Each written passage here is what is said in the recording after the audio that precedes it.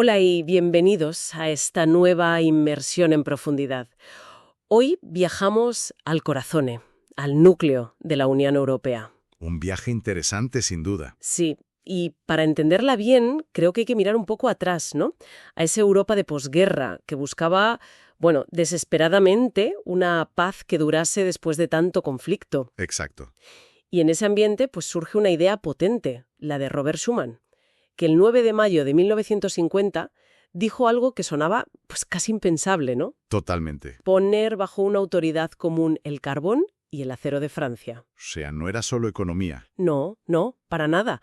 Era, como él dijo, la primera piedra para una Europa organizada y viva. Era un proyecto político, con mayúsculas, para la paz. Justo.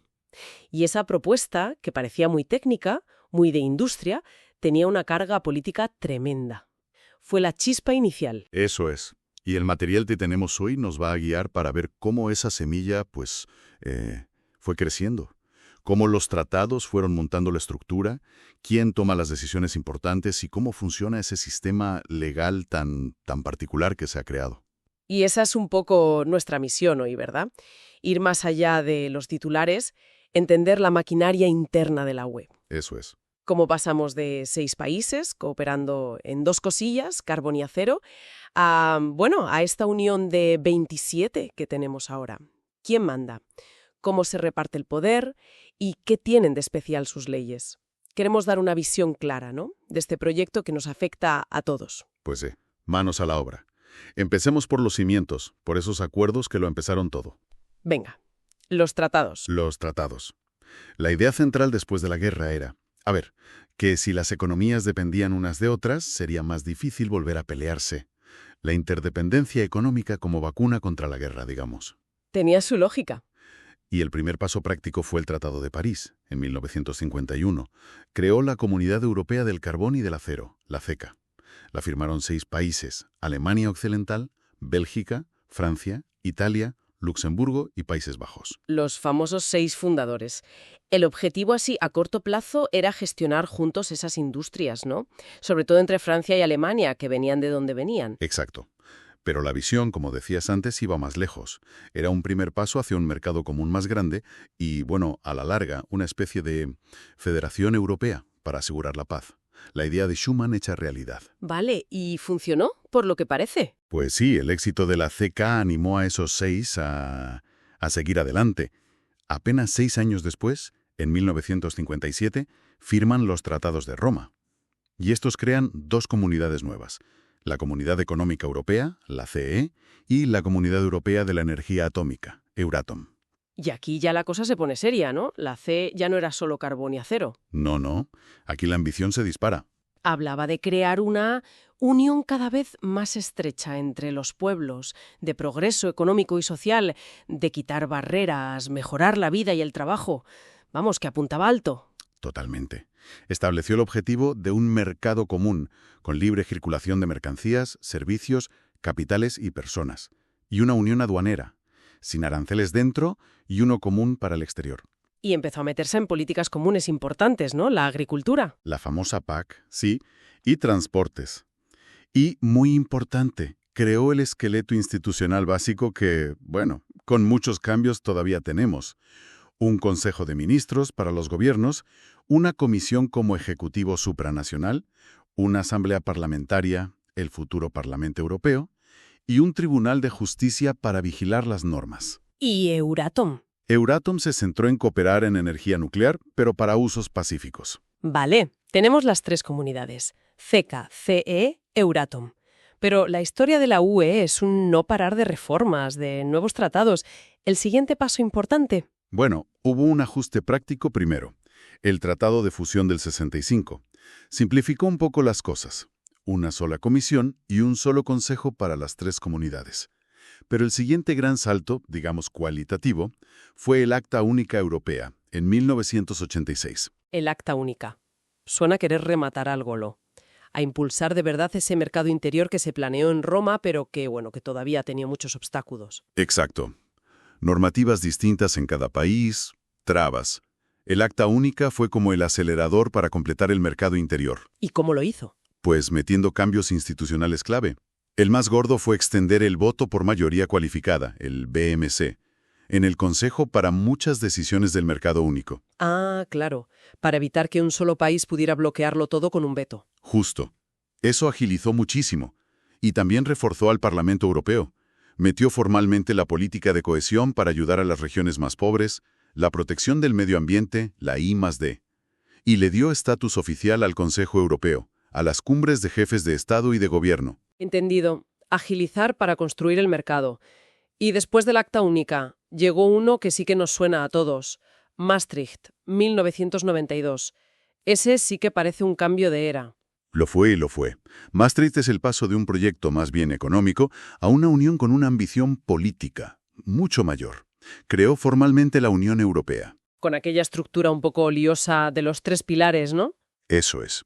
El pilar comunitario, las antiguas CK-CE, que pasó a llamarse Comunidad Europea, C, y Euratom. Y 2 pilares nuevos, de cooperación entre gobiernos, la política exterior y de seguridad común, la PESC, y la cooperación en justicia y asuntos de interior. Un poco complejo, sí. Maastricht también es el euro, ¿no? La Unión Económica y Monetaria, el BCE, y algo muy importante para la gente, la ciudadanía de la Unión. Correcto. La ciudadanía europea no quita la nacional, pero te da derechos extra. Moverte y vivir libremente por la UE, votar en las elecciones europeas y municipales donde vivas, protección consular fuera. Poder quejarte al defensor del pueblo europeo. También. Y Maastricht metió a la UE en más temas. Educación, cultura, salud pública. Y reforzó las instituciones. Más poder al Parlamento, la codecisión, más mayoría cualificada en el Consejo. Vale, Maastricht fue una transformación, pero la UE siguió cambiando, sobre todo pensando en crecer hacia el este. Los tratados de Ámsterdam 97 y Niza 2001 parecen más técnicos. ¿Qué hicieron básicamente? Pues sí, fueron más de ajuste. Ámsterdam intentó preparar las instituciones para la ampliación y reforzó la política exterior, creando al alto representante. Metió lo de Schengen, la libre circulación dentro de la UE, aunque Reino Unido e Irlanda se quedaron fuera de eso. Y creó las cooperaciones reforzadas para que algunos países pudieran ir más rápido en algunos temas si querían. ¿Y Niza? Niza fue sobre todo una reforma institucional a la desesperada para poder gestionar la gran ampliación de 2004. Tocó el reparto de votos en el Consejo, el tamaño de la Comisión. Fue una negociación muy dura y muchos pensaron que se quedó corta. Recuerdo que hubo luego un intento más ambicioso, el Tratado Constitucional, que quería simplificarlo todo, pero... Pero fracasó. Lo tumbaron en referéndums en Francia y Holanda.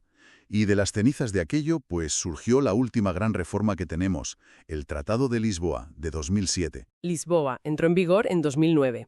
¿Qué hizo principalmente? Pues Lisboa cogió muchas ideas de la Constitución fallida, pero las presentó como una reforma normal de los tratados. Su gran logro fue simplificar y ordenar. Se cargó la estructura de pilares, le dio a la Unión una personalidad jurídica única, o sea que la UE ya podía firmar tratados por sí misma, y los 2 tratados clave que tenemos ahora son el Tratado de la Unión Europea, TUE, y el Tratado de Funcionamiento de la Unión Europea, TFUE. Y también tocó cosas importantes en la estructura y los derechos, ¿no? Sí, hizo que la Carta de los Derechos Fundamentales fuera legalmente vinculante, al mismo nivel que los tratados. Reforzó la democracia creando un presidente permanente para el Consejo Europeo y consolidando al alto representante para asuntos exteriores, que además es vicepresidente de la Comisión. Y más poder para el Parlamento Europeo, ¿verdad? Mucho más. La codecisión se convirtió en el procedimiento legislativo normal y se amplió mucho el uso de la mayoría cualificada en el Consejo. También metió la iniciativa ciudadana europea, para que la gente pueda proponer leyes. Y, algo que luego se vio que era importante, dejó clara la posibilidad de que un país se fuera de la Unión. El famoso artículo 50. Uf. Y mientras pasaba todo esto de los tratados, la UE no paraba de crecer. De los 6 fundadores a los 27 de ahora, después del Brexit. Efectivamente. Ampliaciones clave. España y Portugal en el 86, Austria, Finlandia y Suecia en el 95. La gran ampliación del 2004, con 10 países del este y del Mediterráneo. Y la última, Croacia, en 2013. Eso es. Un proceso doble. Profundizar la integración y ampliar el número de miembros. Así se ha ido formando la UE que conocemos. Un repaso histórico intenso, pero creo que necesario. Vale, si los tratados son los planos, ¿quiénes son los que construyen y manejan el edificio? Hablemos de las instituciones. El material dice que la UE se basa en la democracia representativa. Correcto. Tiene como una doble legitimidad democrática, ¿sabes? Por un lado, los ciudadanos, representados directamente en el Parlamento Europeo. Y por otro, los Estados, representados en el Consejo Europeo por sus presidentes o primeros ministros, y en el Consejo de la UE por sus ministros. Hay 7 instituciones principales. Empecemos por el Parlamento Europeo, la voz de los ciudadanos, elegido por todos nosotros desde 1979. Funciones clave. Pues mira, el Parlamento legisla junto con el Consejo en casi todo. Es colegislador. O sea que las leyes las hacen entre los dos. En la mayoría de los casos, sí, es el procedimiento legislativo ordinario. También aprueba el presupuesto de la UE junto con el Consejo. Y muy importante, controla políticamente a la Comisión Europea. Elige a su presidenta y puede echar a toda la Comisión con una moción de censura. Y su composición es curiosa, ¿no? Lo de la proporcionalidad decreciente. Sí, es para buscar un equilibrio. Los países grandes tienen más eurodiputados, claro, pero los pequeños tienen más escaños por habitante que los grandes, para que no queden totalmente diluidos. Vale. Pasemos al Consejo Europeo. Ahí se sientan los jefes, los presidentes y primeros ministros. ¿Qué hacen exactamente? El Consejo Europeo es como la brújula política de la UE. No hace leyes, pero marca la dirección general, las prioridades, da el empujón político en los temas gordos y desatasca los problemas difíciles. ¿Y quiénes están ahí? Los líderes de cada país, el presidente del propio Consejo Europeo, que eligen ellos mismos por 2 años y medio renovables, y el presidente o presidenta de la Comisión. El alto representante también participa, y suelen decidir por consenso. Importante no confundirlo con el otro consejo, el Consejo de la Unión Europea, que a veces llamamos solo el Consejo. Ese sí que legisla. Exacto. El Consejo de la UE reúne a los ministros de cada país según el tema. Si se habla de economía, van los ministros de economía, el ECOFIN. Si es agricultura, los de agricultura. Y este sí que comparte el poder legislativo y presupuestario con el Parlamento. Correcto. Y también coordina las políticas de los estados. Su presidencia va rotando cada 6 meses entre los países, organizados en tríos para que haya continuidad. Menos en asuntos exteriores, que lo preside siempre el alto representante. Justo. Y su forma de votar principal es la mayoría cualificada, que desde Lisboa necesita una doble mayoría. Un porcentaje de países que a su vez representen un porcentaje de la población total de la UE, para que las decisiones tengan un doble apoyo. Y tiene un comité de apoyo técnico, ¿no? El COREPER. Sí, el Comité de Representantes Permanentes, los embajadores de los países en Bruselas, preparan el trabajo del Consejo. Vale. Siguiente pieza. La Comisión Europea.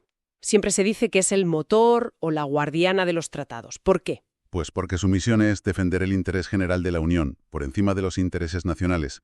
Actúa con independencia. Y tiene casi en exclusiva el poder de proponer nuevas leyes europeas. Ah, es la que suele empezar el proceso legislativo. En la gran mayoría de los casos, sí. Además, vigila que los países apliquen bien las leyes europeas. Si no lo hacen, les puede llevar al Tribunal de Justicia. También ejecuta las políticas y el presupuesto. Y representa a la UE fuera, aunque en política exterior comparte esa función. Y está formada por un comisario de cada país, ¿no? Incluyendo al presidente y al alto representante. Eso es.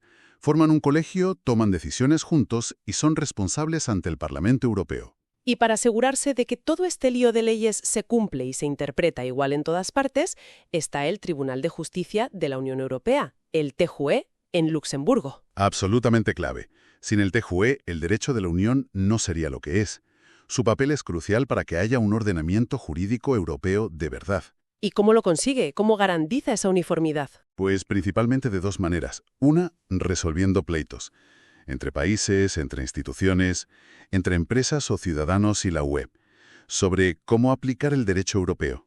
Y la otra, que me suena muy importante, es lo de las cuestiones prejudiciales. Importantísimo. Si un juez de un país tiene dudas sobre cómo interpretar una ley europea en un caso que tiene entre manos, le pregunta al TJUE. Y la respuesta del TJUE obliga a todos los jueces de la UE. Ah, claro.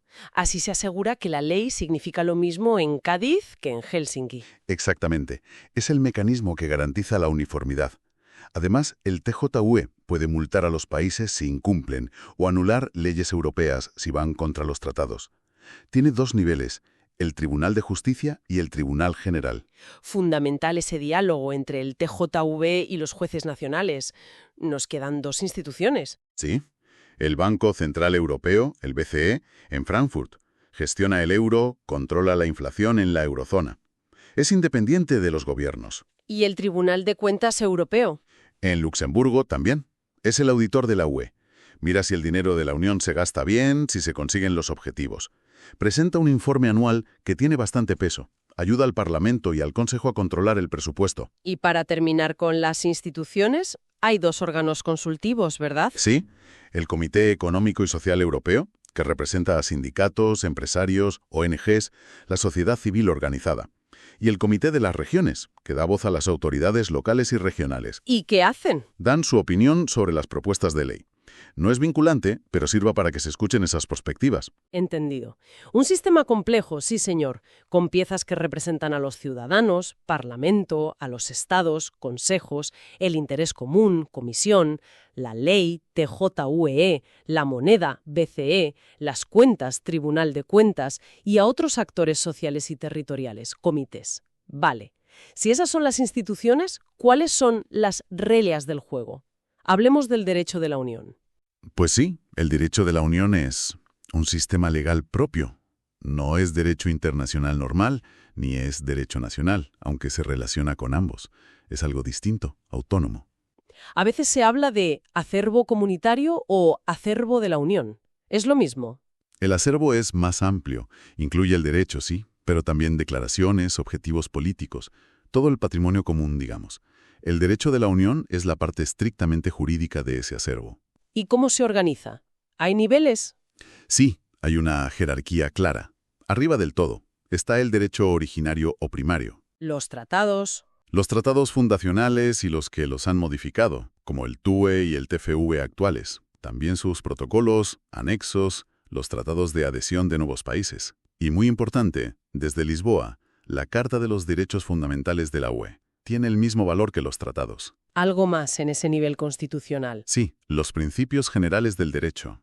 Seguridad jurídica, proporcionalidad, protección de derechos fundamentales. El TJUE los ha ido sacando de las tradiciones de los países y de convenios como el Europeo de Derechos Humanos. Y en ese nivel superior está el famoso principio de primacía, la madre del cordero de la relación entre derecho europeo y nacional. Exactamente. Es la clave de bóveda.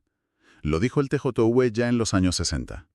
El derecho de la Unión prevalece sobre las leyes nacionales si hay conflicto. O sea, que un juez nacional, si ve que una ley de su país choca con una norma europea, tiene que aplicar la norma europea y dejar sin aplicar la nacional, sea la ley nacional anterior o posterior a la europea.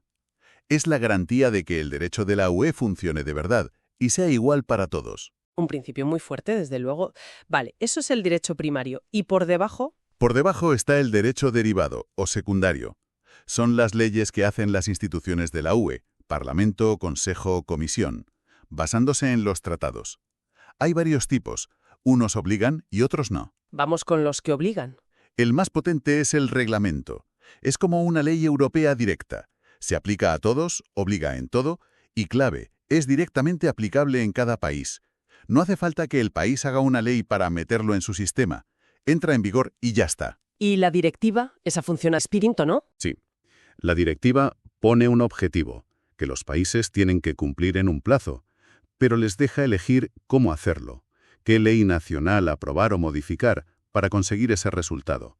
Es la herramienta típica para armonizar leyes nacionales. ¿Pero qué pasa si un país se duerme y no la adapta a tiempo o lo hace mal? ¿No sirve para nada? No siempre. Ahí entra otro principio clave, el efecto directo. Si una directiva es clara, precisa, no necesita más condiciones para aplicarse, y el plazo ha pasado sin que el país la adapte bien, Entonces, un ciudadano o una empresa puede ir a un juez de su país y exigir que se le aplique directamente esa directiva si le da derechos frente al Estado incumplidor. es una garantía para que los estados se pongan las pilas. Exacto. Es un mecanismo muy importante. ¿Algún otro acto que obligue? La decisión.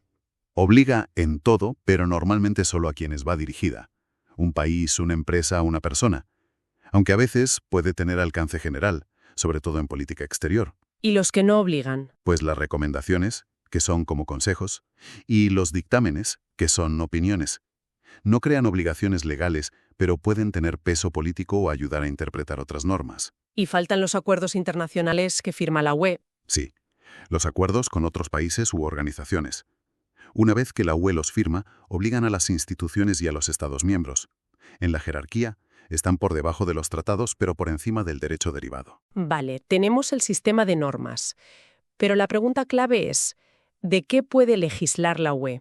¿Quién decide si actúa Europa o si actúa cada país? Las competencias. Punto de partida es claro. El principio de atribución. La UE solo tiene las competencias que los Estados le han dado en los tratados. Lo que no se le ha dado sigue siendo de los Estados. La UE no puede inventarse competencias. Y los tratados clasifican esas competencias que sí tiene, ¿no? Correcto. Hay 3 tipos básicos. Primero, las competencias exclusivas. Aquí solo puede legislar la UE. Los países solo pueden actuar si la UE les deja o para aplicar lo que dice la UE. ¿Y cuáles son? Son pocas pero importantes. La unión aduanera, las reglas de competencia del mercado interior, la política monetaria para el euro, la pesca, la conservación de los peces, vaya, y la política comercial común. Vale. Segunda categoría. Compartidas. Aquí pueden legislar tanto la UE como los países.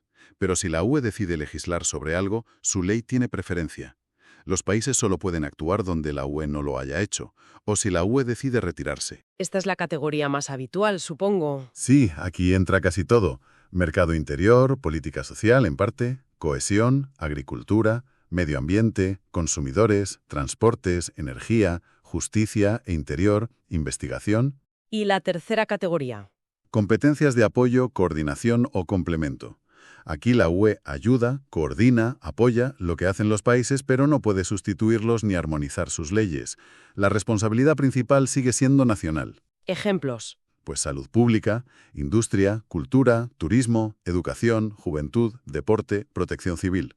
Y para que la UE use sus competencias, sobre todo las compartidas, hay 2 filtros más: subsidiariedad y proporcionalidad. Exacto. La subsidiariedad dice, en lo que no sea exclusivo suyo, la UE solo debe actuar si el objetivo se consigue mejor a nivel europeo que si cada país va por su lado.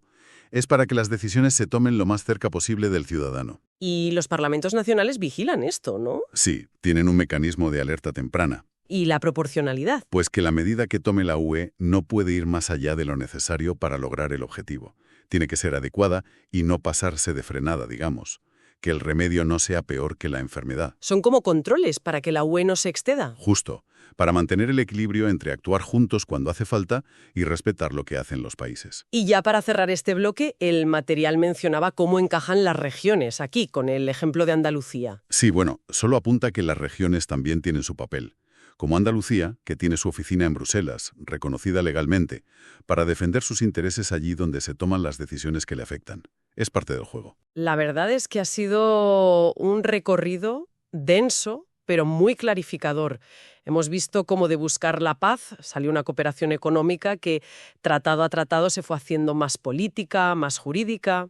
Sí, con una arquitectura institucional compleja. Y un reparto de tareas entre la UE y los países. Yo creo que si hay que quedarse con algo es, primero, que la UE es algo vivo que evoluciona constantemente. Segundo, ese equilibrio de poder tan delicado entre instituciones que representan a ciudadanos, a estados y al interés común. Y tercero, ese sistema legal tan especial, ¿no? Con la primacía, el efecto directo, que se mete hasta la cocina de las leyes nacionales. Eso es, y todo dentro de un marco de competencias que viene de los estados, atribución, pero limitado por la subsidiariedad y la proporcionalidad. Y como reflexión final, hay una tensión ahí, ¿no? Los tratados dicen unión cada vez más estrecha, pero a la vez te puedes ir, como hizo el Reino Unido. Cierto. Y ahora, con los desafíos globales que tenemos, pandemias, crisis energéticas, la geopolítica que no para de cambiar, ¿cómo se maneja esa tensión? ¿Cómo encaja esa idea de ir a más unión con el derecho a irse o con la defensa de la soberanía nacional? ¿El reparto de competencias actual da suficiente juego para responder a todo esto? ¿O habrá que darle otra vuelta a los tratados para que la UE pueda actuar con más fuerza en algunas áreas? Esa es la gran pregunta, ¿no? La que siempre está ahí. ¿Cómo encontrar el punto justo entre ser eficaces juntos y respetar que cada uno es diferente. Ese es el reto constante y seguramente lo que hace que este proyecto siga cambiando.